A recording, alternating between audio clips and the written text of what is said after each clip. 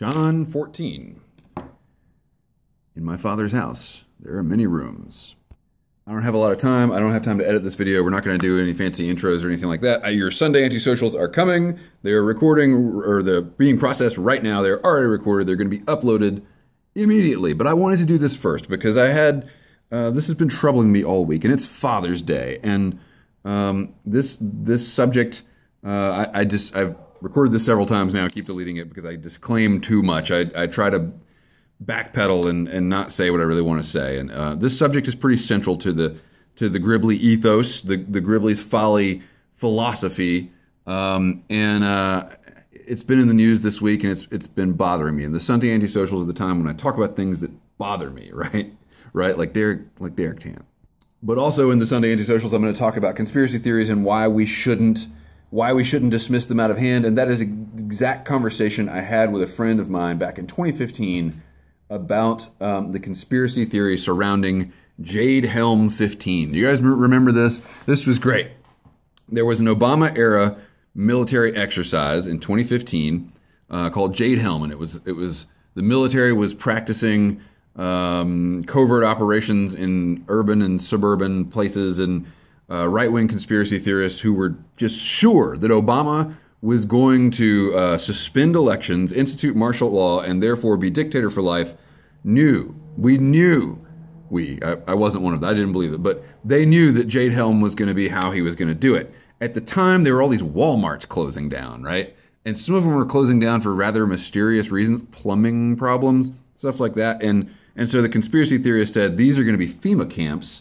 The military is going to take over, and this was in Texas and some southwestern states. And they said, the military is going to take over these states, which are by and large very red states, get them out of the election. That's how Obama is going to we're going to have a show election and blah, blah, blah, blah, blah. Dissidents are going to get sent to these converted Walmarts.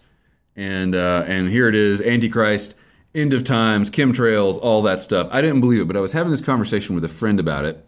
She was worried about me because I even knew about this. She was like, I think you might need a therapist or something. Like, you shouldn't be reading about these conspiracy theories. And I said, no, we dismiss conspiracy theories at our own peril. That in a free society, conspiracy theories serve the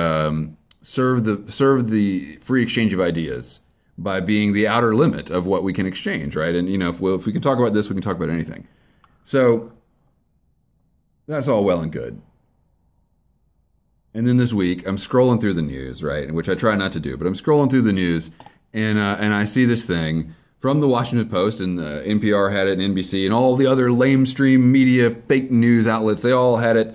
Headline is, Inside Casa Padre, the converted Walmart, where the U.S. is holding nearly 1,500 immigrant children. Oh, here he goes. Trump is going to Gribbs is going to compare Trump to Hitler, and Trump is a Nazi, and Nazis and Nazis and Nazis, and blah, blah, blah. Trump's just one of those, hey, Gribbs, I'm sorry your girl lost, blah, blah, blah. No, that's not even remotely what I'm talking about. Actually, Trump had nothing to do with this facility. This is an Obama-era thing. Trump just happens to be president right now, and this is in the news because of his new zero-tolerance policy that separates the children from the immigrant families or whatever. The point is, there's a giant converted Walmart in Texas that's housing 1,500 immigrant boys. It's a shelter. It's a shelter run by a non-profit contracted by the government, and it it shelters these kids who've come over here illegally. It's a shelter. It's a shelter where people with no rights aren't allowed to leave, and they all happen to be of an ethnic minority. That's a concentration camp. I'm not blaming it on Trump. I'm blaming it on us. I'm blaming it on us. This is where we've allowed our society to fall. And yeah, these are immigrants. They deserve it. They came across the border illegally, blah, blah, blah. What else are we going to do with them? You want them in your house, Gribbs? Right. I get all that. I get it. And I know I've got a bunch of Trumpers that are very well prepared to defend their side of this issue. But I'm saying it's not even about that. This is Obama and Bush and Clinton before him. And we now live in a world in which we have a very polished, apparently these kids are well taken care of. There are legitimate reasons for concentration camps in the world. This is one of them, right? So we can debate back and forth on immigration policy. That's not what I'm talking about. What I'm talking about is this was one of the Walmarts that was shut down during the whole Jade Helm thing. So I started doing some digging, and even on the Wikipedia page, I didn't have to dig far. The Wikipedia page about the Jade Helm conspiracy theories says that many of them were propagated by Russian disinformation bots on the internet. For those of you who didn't grow up in the Cold War and reading John le Carre novels, disinformation is when you put out a lot of information that is mostly not true. It's mostly not true. And that way, when someone comes upon the truth and they say, hey, look at this, isn't this freaky?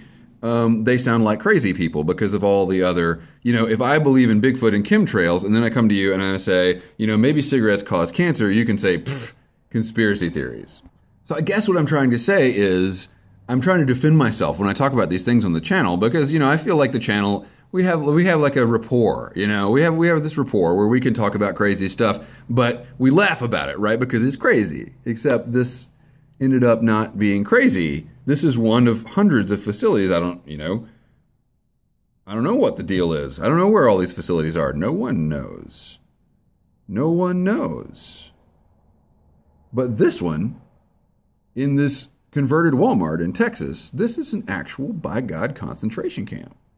I'm not advocating against it. It's not Auschwitz. It's not a gulag. I have no reason to believe it's going to be one of those things. But let's call things like they are. Let's say what things are.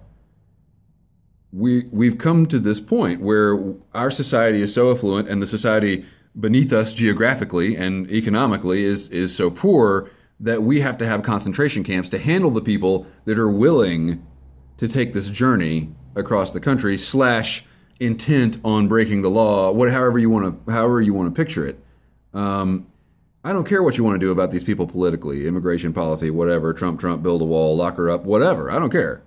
None of my business. What I care about is, what are you and I going to do about ourselves in this kind of world? The other thing that caught my eye in the headline, Casa Padre, my father's house. It's got 1,500 kids in it. There's got to be a lot of rooms. It's got pictures of the rooms. My father's house has many rooms. Coming from, the son of a minister. Like, how many times did I hear that line? My father's house has many rooms. I just get the sense, y'all. I get the sense that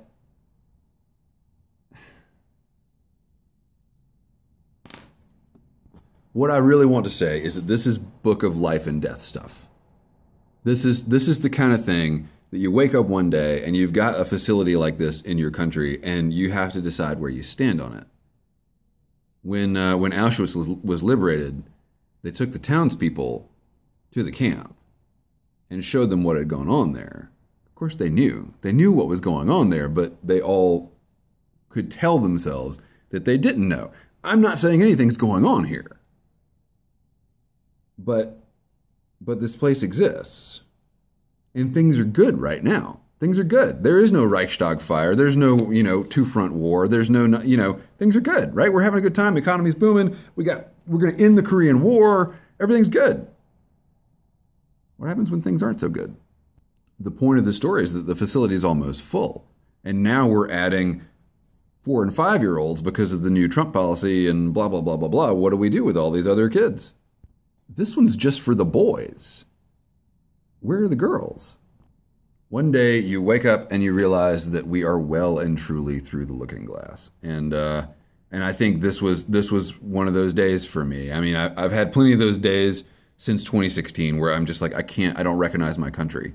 It's not even my country anymore. And yeah, this is one of those days. This Father's Day, hug your children tight because there's plenty of people that can't. That's not guilt. It's just fact. I don't even know what else to say. Thanks for watching. Keep the ends out for the ties that bind.